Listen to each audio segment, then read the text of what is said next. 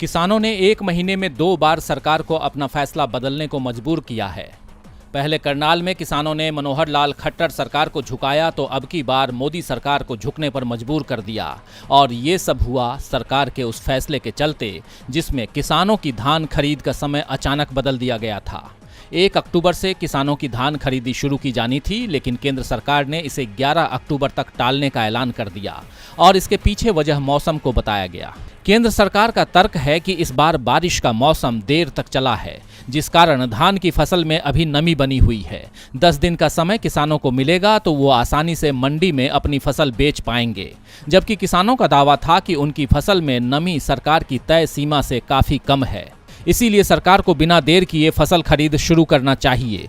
वैसे भी मंडी में फसल बेचने के दौरान किसानों को लंबे समय तक अपनी बारी का इंतजार करना पड़ता है।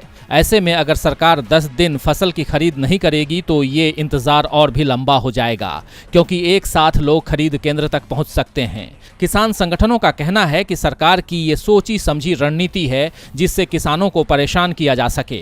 पहले 3 कृषि कानून लाए गए और हमारे विरोध को मोदी सरकार 1 साल से नजरअंदाज कर रही है और अब धान खरीदने को तैयार नहीं दिख रही है, जिस कारण हमें सड़क पर उतरना पड़ रहा है। मोदी सरकार की मंशा सिर्फ किसानों को परेशान करने की है। किसानों के प्रदर्शन का सबसे ज्यादा असर हरियाणा और पंजाब में दिखाई दिया। हरियाणा में किसान कुछ ज्यादा ही गुस्से में दिख रहे थे और उनके गुस्से का निशाना बीजेपी की प्रदेश सरकार बनी। किसानों ने सीएम मनोहर लाल खट्टर के आवास को घेर लिया। किसानों को गुस्से में देखते हुए सीएम आवास पर भारी संख्या में पुलिस बल को तैनात किया गया था, लेकिन किसान अड़ गए। किसानों ने हरियाणा सरकार के मंत्री और बीजेपी विधायकों के आवास का भी घेराव किया, जिसके बाद सरकार को एक बार फिर किसानों के आगे झुकना पड़ा है। केंद्रीय खाद्य मंत्री अश्विनी चौबे ने ऐलान किया है कि पंजाब और हरियाणा में धान की खरीद अब 3 अक्टूबर से शुरू की जाएगी।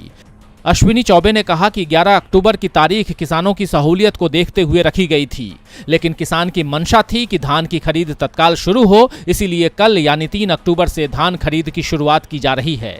यानी साफ है कि किसानों के दबाव के बाद ही सरकार को अपना फैसला वापस लेना पड़ा है।